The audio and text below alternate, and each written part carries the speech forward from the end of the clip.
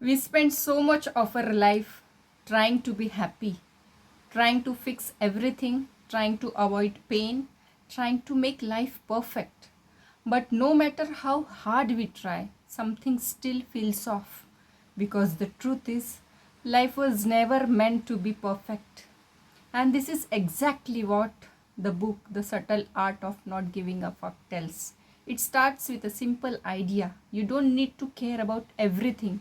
Because when you care about everything, you end up exhausted. You try to please everyone. You try to fix every problem. You try to be everything for everyone. And in the process, you lose yourself. This book teaches something very different. Instead of trying to care more, learn where not to care because your energy is limited. And where you invest it decides the quality of your life. We are taught to chase positivity, to always be happy, to always stay motivated. But this book says something uncomfortable. Life is full of problems, and that's not a bad thing. Problems problems don't disappear. They just change. So the goal is not to have a problem-free life. The goal is to choose better problems. Problems that are worth your time, your energy, your peace. Because when you choose what matters, you automatically stop caring about what doesn't. Another powerful idea in this book is about failure. We are so scared to fail that we avoid trying. We overthink, we delay, we stay in our comfort zone just to protect ourselves.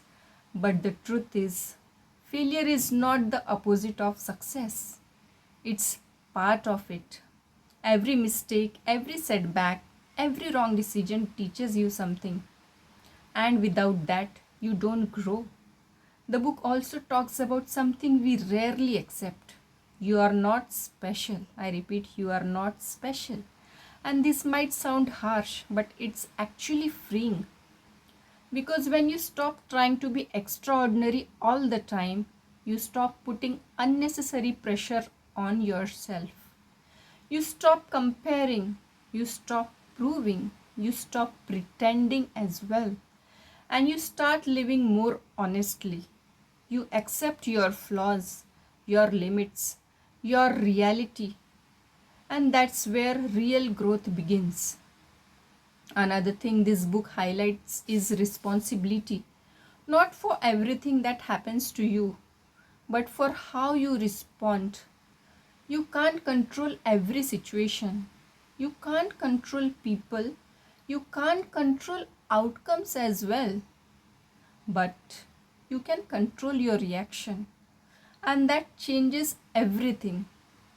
Because when you take responsibility, you stop blaming life and start understanding it. The book also challenges the idea of constant happiness. We think happiness means feeling good all the time, but real happiness comes from solving meaningful problems, from doing things that matter to you, from living a life that feels real, not perfect. Because chasing happiness directly often leads to disappointment, but building a life with meaning brings a deeper kind of satisfaction. And maybe that's what we are actually looking for. At the end, this book doesn't try to make you feel good instantly. It makes you think, it makes you question, it makes you pause what you care about, why you care about, and whether it's actually worth your energy. Because life becomes simpler when you stop giving importance to everything and start focusing on what truly matters. Maybe you don't need to fix your entire life. Maybe you just need to stop caring about the things that don't deserve your attention and start choosing your struggles more wisely because in the end, your life is shaped not by what happens to you, but by what you decide is worth caring about. For more such book summaries, stay tuned and we see you soon with another great book.